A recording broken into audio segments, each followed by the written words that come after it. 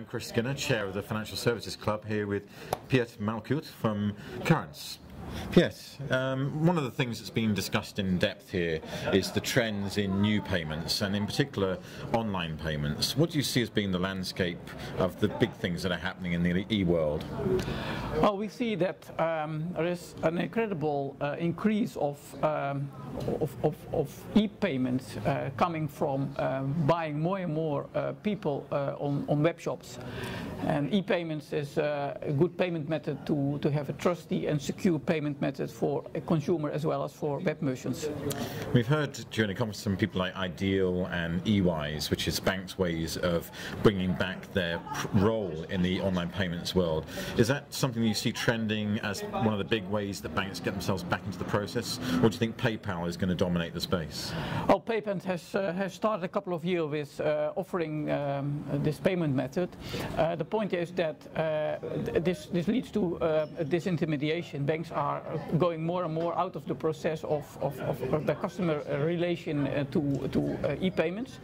And what we have seen in the Netherlands is that if you are active as a bank in this market, it strengthens your relation with customers, consumers as well as web merchants. Because if there are questions on the payment method, you do not go to a service provider, you just go to your bank, and this strengthens this customer relation. And next to that, liquidity stays into the current account of the banks, which is favorable for the banks. And is all of this moving into mobile in this way, or is it going to stay as being more of a internet-only based offer? Well, it can be an instant-based offer, but it can also be moving to mobile. We investigated the Ideal on mobile application, which is still in study. I think, and that was a big request from the web merchants as well as from consumers. We did a study, and we came to the conclusion that it's feasible, and also we can make it. The point is that banks are key in security, and this new development asks a lot of questions on security. How secure is paying on an app and going to an internet account of a banking system? That is still a question. So we are investigating this. And when did the study start? Well, the study we started a couple of months ago, and we issued a final report. We discussed this with retailers, web retailers, and consumers and banks. Well, they are all enthusiastic, but now we study the security issue, which will take 1 or 2 months.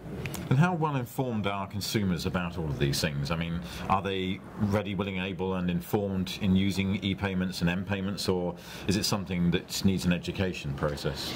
No, the payment method was developed in the Netherlands. It's quite easy to use. You don't have to sign up if you have an internet banking environment, and a lot of people have this, about 80–90%. They can use it. All banks are connected. So it's quite easy. Before we start, and before it was launched, the umbrella organization, the consumer organization, was very enthusiastic about this idea. So we committed them in the development process, and they are have been up to now a very big ambassador of this way of paying, because it's secure, it's quick, it is user friendly. And the next couple of years, the priority therefore is going to be, I guess, around mobile, or are there other things that are priority? Another way is that you can use the Ideal infrastructure for e-mandates, digital mandates for the European direct debit. Another way we are working now is that because there is not a system in Europe for this kind of e-payment still, we started cooperation with Pay from Germany and IPS in Austria, and we tried to connect those systems with the aim to enable consumers to pay cross-border, because there's a lot of requests for that, and that project has started.